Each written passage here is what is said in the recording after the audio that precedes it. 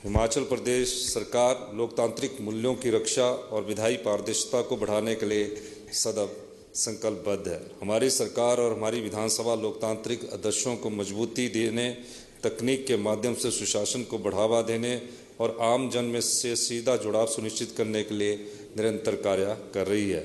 हिमाचल प्रदेश ने वर्ष 2014 में देश की पहली पूर्णतः पेपरलेस विधानसभा बनकर डिजिटल विधायी प्रणाली की दिशा में ऐतिहासिक पहल की है।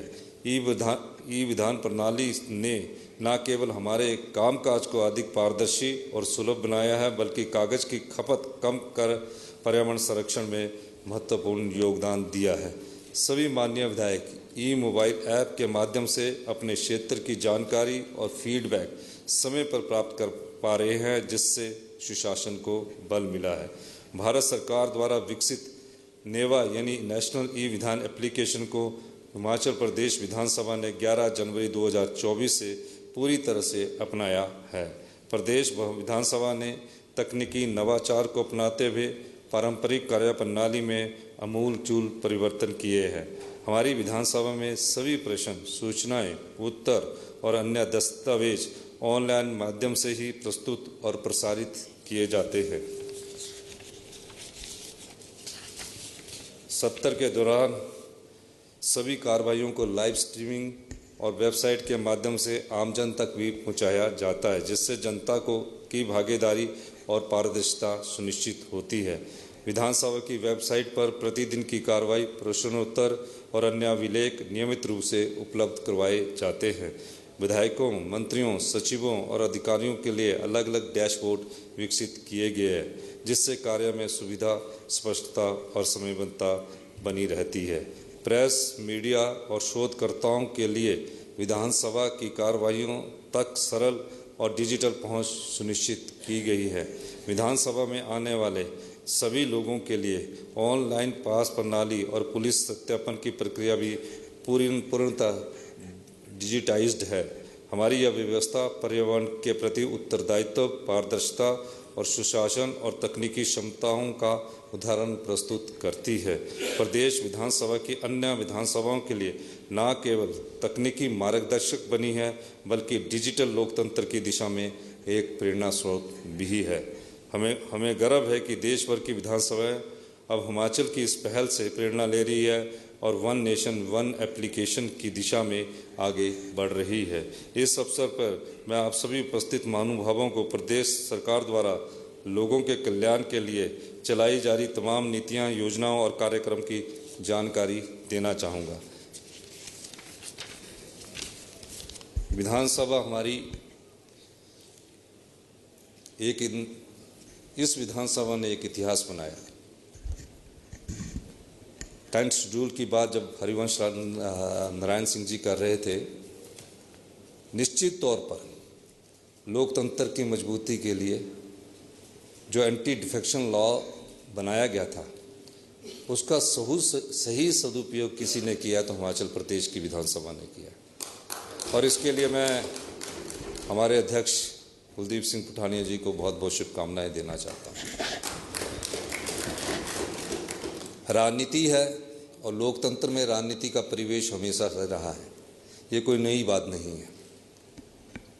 और जब हमारी सरकार पर इस प्रकार का खतरा आया, हमने कानून का सहारा लेकर प्रूडेंटली उसको आगे बढ़ाकर किस प्रकार राज्यसभा के चुनावों के बाद हमारी सरकार पर खतरा मंडरा रहा था। हिमाचल प्रदेश के लोकतंत्र के इतिहास में ये ऐसा पहली बार हुआ था और इस लोकतंत्र के इतिहास में पहली बार ऐसा देश के लिए भी एक उदाहरण लेकर कुलदीप सिंह पठानिया जी ने बताया कि जो विधायक पार्टी के चुनाव चिन्ह पर चुनकर आते हैं, व्हिप का उल्लंघन करते हैं, उन्हें डिस्क्वालीफाई किया गया। इससे भी एक कदम बढ़कर हमारी सरकार ने एक और कानून बनाया कि जो डिस्क्वालिफिकेशंस के दायरे में जो लोग आएंगे, अगर वो दोबारा विधायक बन जाते हैं तो वो पेंशन और प्रिविलेज के हकदार नहीं होंगे। वो गवर्नर की असेंट के लिए अभी पड़ा है। तो इस विधानसभा के स्पीकर ने, इस सरकार ने देश के लिए जहां डिजिटल का मार्ग खोला है वहां डिस्क्वालिफिकेशन किस तरह से होना उसका मार्ग भी माननीय स्पीकर साहब के लिए खोल दिया है। गुड गवर्नमेंट के लिए गुड गवर्नेंस का होना जरूरी है। अच्छे शासन के लिए अच्छे प्रशासन का होना जरूरी है। जब से हमारी सरकार आई है, सत्ता पक्ष और विपक्ष में वाद विवाद होता है, संवाद होता है, और उसके बाद हम आगे बढ़ते हैं। हमारी सरकार बनने के बाद इस प्रदेश की जो भौगोलिक स्थिति है, इस पहाड़ी क्षेत्र की अपनी चुनौतियां हैं। पंजाब की अपनी चुनौतियां होती है, हरियाणा की अपनी चुनौतियां हैं, उत्तर प्रदेश की अपनी चुनौतियां हैं, पर हमारी सरकार ने अपने प्राकृतिक सौंदर्य को देखते हुए व्यवस्था परिवर्तन करने की जब सोची, और इस व्यवस्था परिवर्तन के कारण जो सार्थक परिणाम आए हैं, मैं उसका उल्लेख आपके सामने करना चाहता हूँ। मैं नीति आयोग से भी मिला, मैं भी माननीय अध्यक्ष महोदय से भी बातचीत कर रहा था। माननीय अध्यक्ष महोदय, पहली बार आप हिमाचल प्रदेश में आए हैं। जो नीतियां बनती हैं वो पूरे देश के लिए एक प्रकार से एक नीति बनाई जाती है। मेरा ये मानना है कि across the country hill states के लिए एक अलग से नीति होनी चाहिए। क्योंकि मेरा ये अभिभाषण के बाद मैं यहाँ इस चर्चा में भाग नहीं ले पाऊंगा, तो मैं कुछ बातें कहना चाहूँगा। पूरे हिल स्टेट जो भी इंडिया में हैं, और कोई भी राष्ट्र तब तक उन्नति नहीं कर सकता जब तक कि उसके राज्य उन्नति में उसके बराबर के भागीदार ना हो।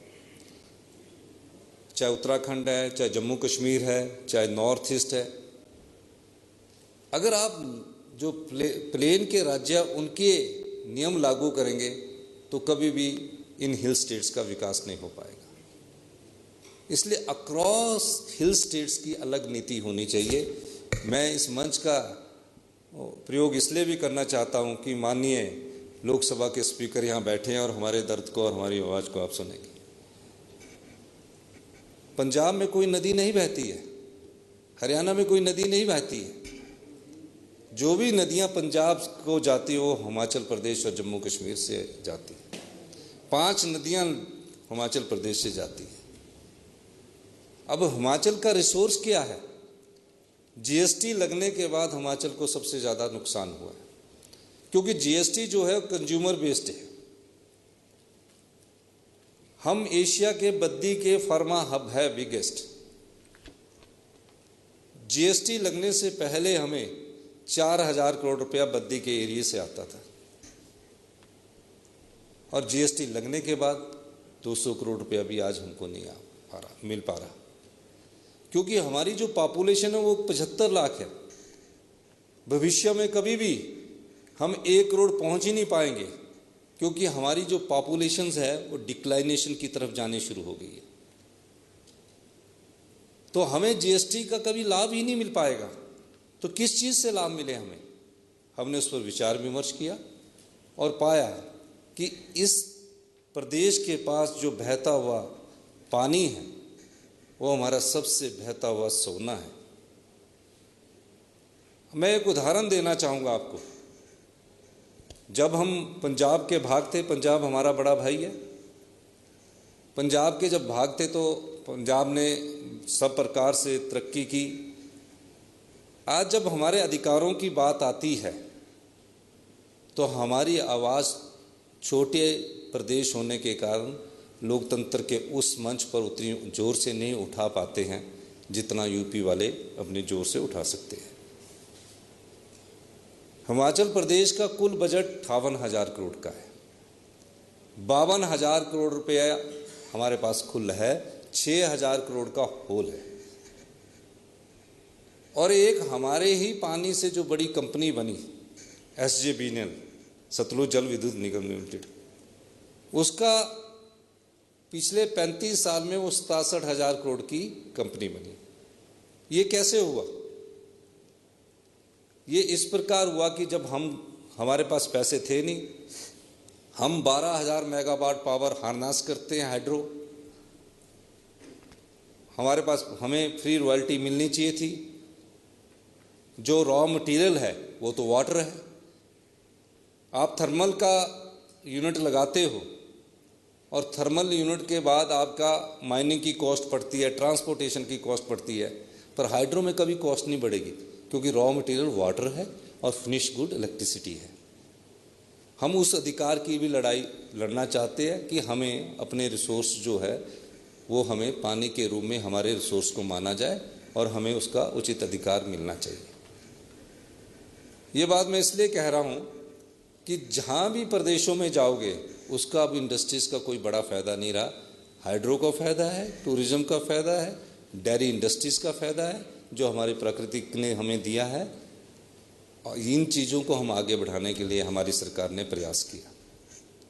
तो वाटर को हम एक वेल्थ मानते हैं और हम मैंने कई प्लेटफार्म पर ये बात उठाई, नीति आयोग के सामने भी बात उठाई और माननीय प्रधानमंत्री जी ने भी उसे स्वीकार किया कि पहाड़ों में उद्योग लगाना बहुत मुश्किल काम है।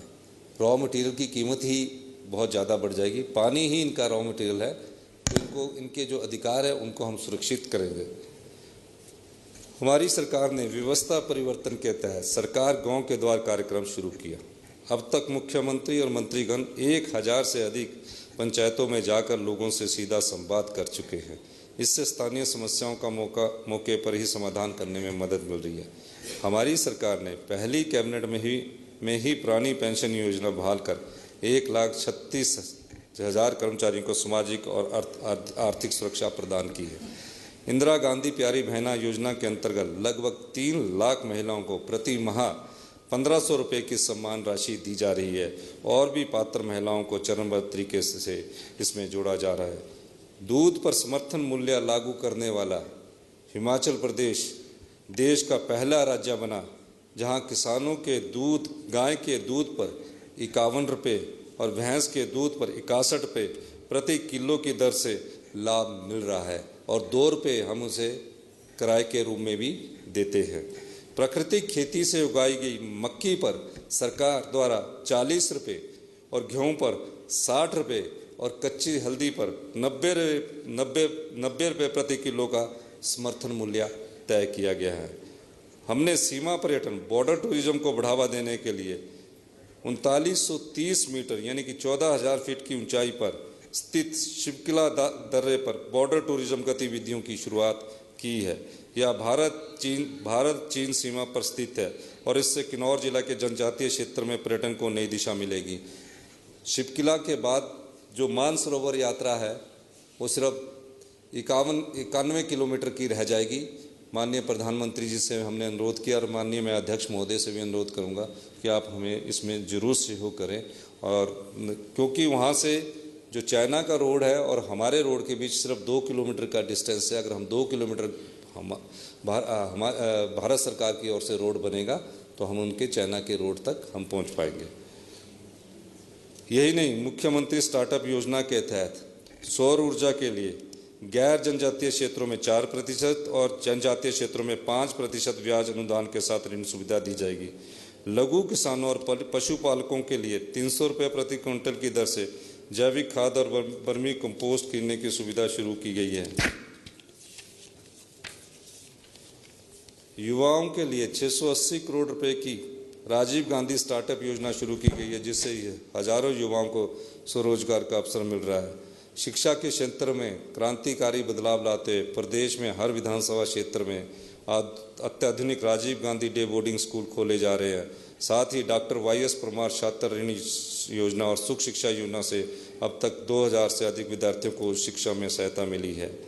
जो हमारी राजीव गांधी स्टार्टअप योजना है, इसमें ई-व्हीकल पर हम 50% की सब्सिडी दे रहे हैं, यानी कि किसी ने गाड़ी 30 लाख की खरीदी, हमारी सरकार उसको 15 लाख रुपया सब्सिडी के रूप में दे रही है। और इन गाड़ी को खरीदने के लिए हम उसको सरकार में लगा रहे हैं। तकरीबन 2000 गाड़ियाँ हमारी सरकारी दफ्तरों में लगी हैं, तो हम तकरीबन 150 के करीब गाड़ियाँ सरकारी ऑफिस में लगा चुके हैं। सरकार से भी हम गाड़ी विड्रॉ कर रहे हैं और युवा को भी हम रोजगार दे रहे हैं। हमारी सरकार के प्रयासों से हिमाचल प्रदेश ने शिक्षा के क्षेत्र में उल्लेखनीय प्रगति की है। हाल ही में परख 2025 NAS सर्वे में प्रदेश ने देश भर में 5वां स्थान प्राप्त किया, जबकि वर्ष 2021-22 16-17 में 15वें स्थान पर, 21-22 22-23 में 21वें स्थान पर पहुंच गया था। 16 अंकों की हमने बढ़त लेकर 5वां स्थान प्राप्त किया है।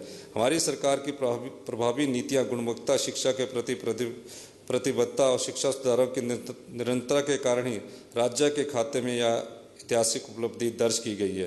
प्रदेश सरकार लोगों को गुणवत्ता और आधुनिक उपचार प्रदान करने के लिए निरंतर प्रयासरत है। इस कड़ी में प्रदेश में रोबोटिक सर्जरी की शुरुआत एक ऐतिहासिक कदम है। शिमला का Atal Institute of Medical Super Specialist Chamiyana प्रदेश का पहला ऐसा संस्थान बना जहां यहां अत्याधुनिक तकनीक उपलब्ध होगी।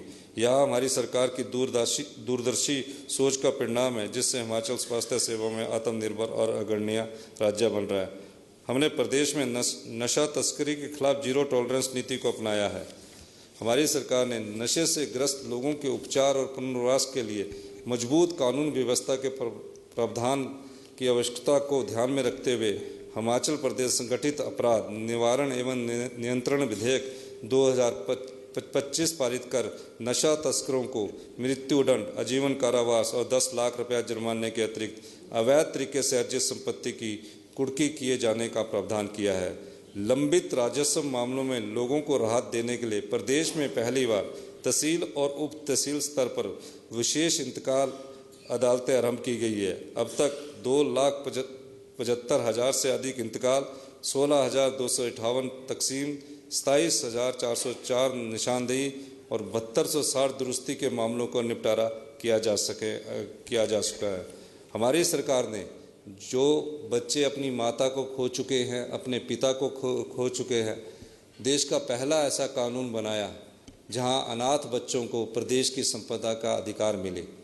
हमारी सरकार ने उन बच्चों को सरकार ही माता है, सरकार ही पिता है, चिल्ड्रन ऑफ द स्टेट का दर्जा दिया। पैदा होने से लेकर 27 साल तक की उम्र सारा खर्चा हिमाचल प्रदेश की सरकार उठाएगी और जब वो 18 साल का हो जाएगा, 18 साल की उम्र में उसे 4,000 रुपया मासिक हमारा उन्हें स्टाइफन दिया जाता है और पढ़ाई का पूरा खर्चा, चाहे वो देश में पढ़ता है या विदेश में पढ़ता है, और हॉस्टल का पूरा खर्चा हिमाचल प्रदेश की सरकार उन्हें उपलब्ध करवाती है। और हिमाचल प्रदेश की सरकार उन्हें, जिस तरह हम अपने परिवार में साल में एक बार घूमने के लिए जाते हैं, तो एक बार घूमने के लिए 3 स्टार होटल और बाई ईयर घूमने का 6,000 बच्चों का इस प्रकार की सुविधा भी हमारी सरकार उपलब्ध करवा रही है। अंत में मैं इस आयोजन के लिए विधानसभा सचिवालय और सभी सहयोगी संस्थाओं का आभार प्रकट करता हूं, जिन्होंने इस सम्मेलन को सफल बनाने में योगदान दिया। मैं सभी प्रतिनिधियों को शुभकामनाएं देता हूं और आशा करता हूं कि यह सम्मेलन विचारों की समृद्धि और लोकतंत्र की मजबूती का वाहक बनेगा। मैं एक बार पुनः सभी माननीय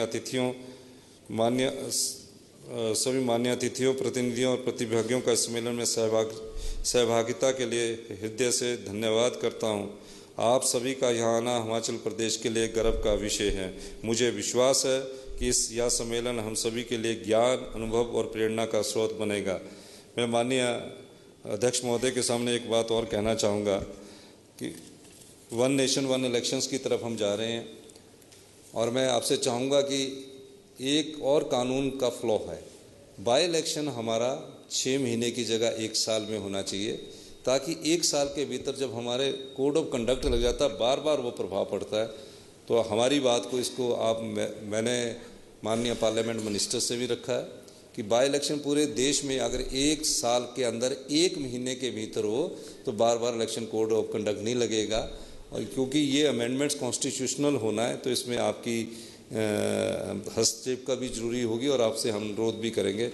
मैं एक बार फिर से कुलदीप सिंह पठानिया जी का बहुत बहुत धन्यवाद करना चाहता हूं और माननीय हमारे जो लोकसभा के स्पीकर हैं ओम प्रकाश बिल्ला जी, आप हिमाचल प्रदेश में आए, जब आपने अपनी आंखों से प्रदेश को देखा है। हिमाचल प्रदेश बहुत सुंदर प्रदेश है, इसके प्राकृतिक सौंदर्य को बनाए रखने का जिम्मा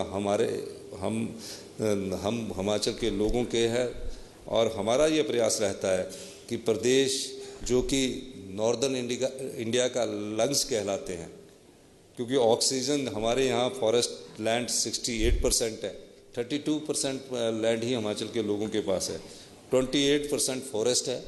जब यहाँ 68 फॉरेस्ट लैंड है, 28% फॉरेस्ट कवर है। तो उसके अलावा जब आपको स्वच्छ जलवायु चाहिए, अच्छी ऑक्सीजन चाहिए, तो हिमाचल के जंगलों से ही जाती है दिल्ली तक। तो हम अपने पेड़ों को भी प्रोटेक्ट करके रखते हैं, या पेड़ काटने पर सज़ा का प्रावधान है। तो पर हमारी परिस्थितियाँ राज्य की अन्य राज्यों की परिस्थितियों से अलग है। मैं एक बार फिर से आपका यहाँ आने पर बहुत बहुत धन्यवाद करता हूँ। मैं हरिवंश नारायण सिंह जी का भी, जो कि पहले भी हमारी इनसे मुलाकात हुई है, आपका भी यहाँ आने पर धन्यवाद करता हूँ। और आप आज अपना जन्मदिन इस देवभूमि पर मना रहे हैं, इसके लिए भी भगवान का आशीर्वाद आपके साथ है। साथ में आपके अध्यक्ष जी, हमारा सबका आशीर्वाद हमारे साथ है। इन्हीं शब्दों के साथ मैं सभी राज्यों से आए अध्यक्ष महोदय, उपाध्यक्ष महोदय, विधायकगण, chief whip, deputy chief whip का भी हिमाचल के देवभूमि में आने पर हार्दिक स्वागत करता हूँ। धन्यवाद। जय हिंद, जय भारत।